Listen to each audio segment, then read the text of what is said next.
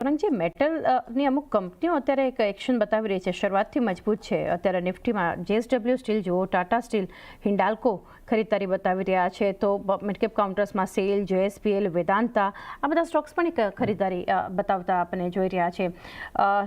જે રીતે આપણે ઓવર ધ વીકેન્ડ એક ટેરિફ વોરની એક શરૂઆત જે આપણે જોઈ હતી, ટ્રમ્પ દ્વારા ફરી થોડા સમય માટે એમણે હોલ્ડ કર્યું અને ચાઇના ફેક્ટર આ બધું ધ્યાનમાં રાખી સેક્ટર અંગે કઈ રીતે હવે લોંગ ટર્મ માટે તમે વ્યૂ રાખી રહ્યા છો મેટલ પર?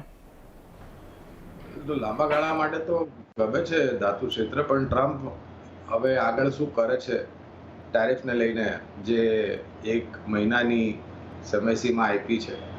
બીજી તરફ ચાઇનાની ઉપર ટેરિફ લગાડી દીધી, તો ચાઇનાએ એમની તરફથી અમુક અમેરિકામાંથી જે વસ્તુ આવે છે, ગુડ સર્વિસીસ, એની ઉપર લગાડી. આપણે ત્યાં 13 તારીખે માનનીય વડાપ્રધાન સાહેબ રાષ્ટ્રપતિ ટ્રમ્પ સાથે મુલાકાત કરશે.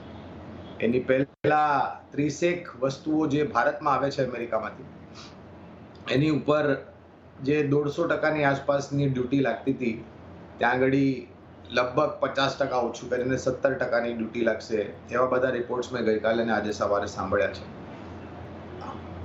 લાંબા ગાળા માટે JSW steel, Tata steel, JSPL, Hindalco, Vedanta, Hindustan zinc, NMDC જેવી જે કંપનીઓ છે, આની ઉપર અમારી ભલામણ છે. પણ જેમ હું દર વખતે કહું છું ચાંદની, કે ધાતુ ક્ષેત્ર પર રોકાણ કરો તો બાકી અન્ય ક્ષેત્ર કરતાં વધારે પડતી 2 ગણી સમયસીમા તમારી હોવી જોઈએ ધાતુ ક્ષેત્રમાં. ડેફિનેટલી. તો એક વ્યૂ મેટલ માટે, પરંતુ વ્યૂ જે છે ઘણા લોંગ ટર્મ માટે તમારે રાખવાનું છે અગર તમે રોકાણ કરો છો ત્યારે. રુચિત, ભારતીય